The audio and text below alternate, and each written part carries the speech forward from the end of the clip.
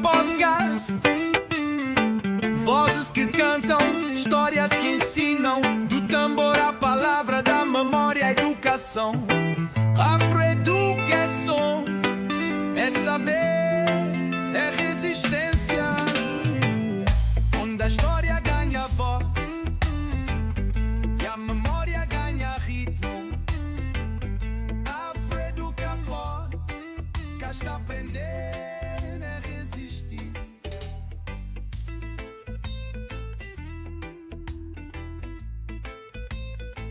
Olá!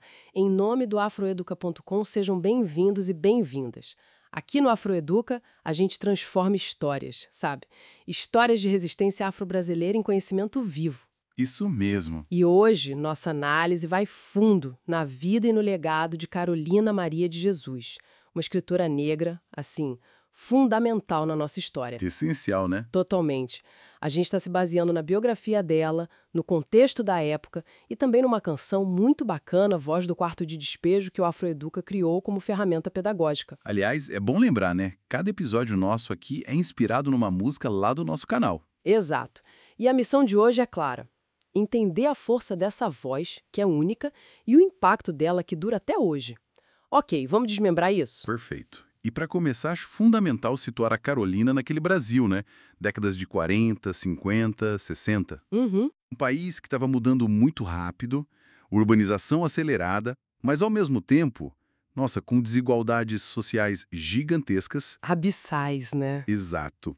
E a escrita dela nasce bem ali, no meio disso tudo, na favela do Canindé, em São Paulo. Ela era catadora de papel, né? E mãe solo, de 3 filhos. Uma realidade muito dura. Muito. E aí que entram os diários dela, que foram descobertos quase que por acaso pelo jornalista Audálio Dantas. Aquilo foi um divisor de águas total. E que divisor de águas. Porque a publicação do Quarto de Despejo, lá em 1960, nossa, foi um acontecimento, assim, estrondoso. Foi mesmo. Virou best-seller na hora, aqui no Brasil. E lá fora também, traduzido para mais de 10 idiomas, né? Mais de uma dezena. Isso.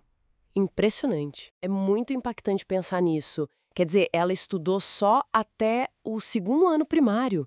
E mesmo assim conseguiu transformar aquela experiência de miséria, de falta de tudo, em literatura potente. Uma força literária impressionante. A canção que a gente recebeu, ela pega isso muito bem, né? Tem um trecho que diz: cantando esperança entre latas e chão, transformou sofrimento em revolução. Forte, né? Muito forte. E o próprio título, Quarto de Despejo, só isso já carrega um peso enorme, né? Demais. Simboliza como a sociedade via e, bom, muitas vezes ainda vê, né? A favela como esse lugar de descarte mesmo do que é indesejado. Uhum. E a obra dela veio e, pá, quebrou esse silêncio que era imposto, principalmente para as mulheres negras da periferia. Exato. A escrita ali era, ao mesmo tempo, uma denúncia, um grito contra a margem, como a música fala, e também uma afirmação, né? Uma afirmação poderosa de identidade. Sou negra, sou mãe e, olha só, sou escritora. Isso é crucial. Totalmente. O que é fascinante aqui é esse paradoxo, né? Porque mesmo depois daquele sucesso todo inicial, ela enfrentou muito preconceito. Acabou caindo num certo esquecimento da mídia antes de falecer, lá em 77. Esse paradoxo do sucesso e depois o esquecimento, isso realmente chama a atenção. Mas a história dela não acabou ali, né? E a conexão com hoje em dia, aqui é onde fica realmente interessante. Com certeza. O material que a gente analisou, incluindo as notas didáticas que vêm com a música, mostra como a trajetória da Carolina é usada hoje para discutir, por exemplo, desigualdades urbanas.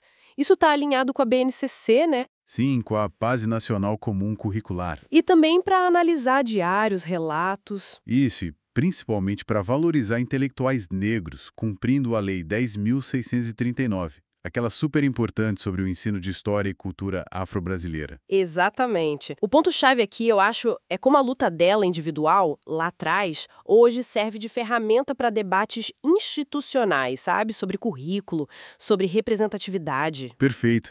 E se a gente conecta isso ao quadro geral, olha, a Carolina Maria de Jesus hoje, ela transcendeu o próprio tempo dela. Sem dúvida. É figura obrigatória, né, nos estudos sobre literatura negra, questões sociais, feminismo negro, representatividade.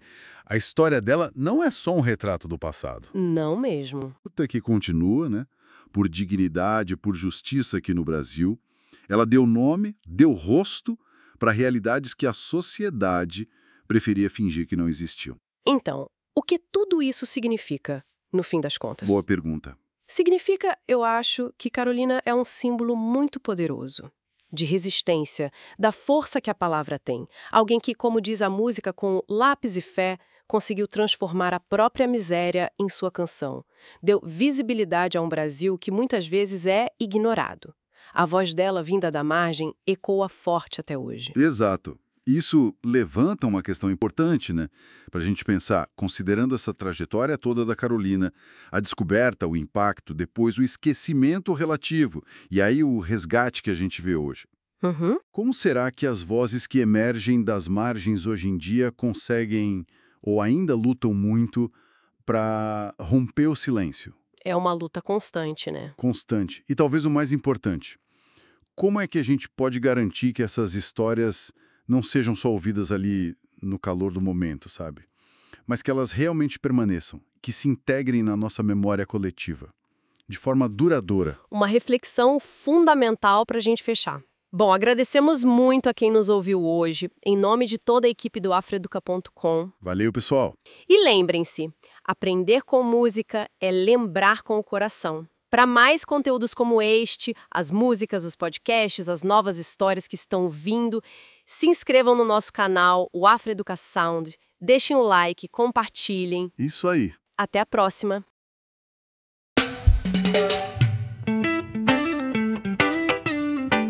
Afreeduca Podcast. Vozes que cantam, histórias